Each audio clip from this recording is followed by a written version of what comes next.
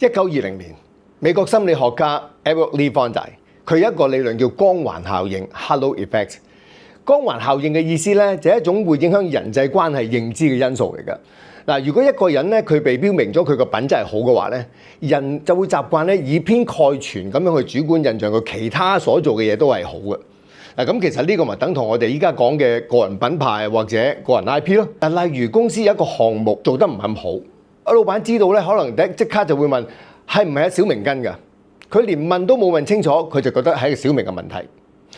咁諗下啦，呢一個嘅 IP 或者個人嘅品牌係點，大家都知道啦。嗱，但係相反地，如果一個項目做得好，阿老闆走出嚟，係咪阿小明跟㗎？嗱，我相信係小明呢個個人品牌或者 IP 咧，就做得非常之好啦。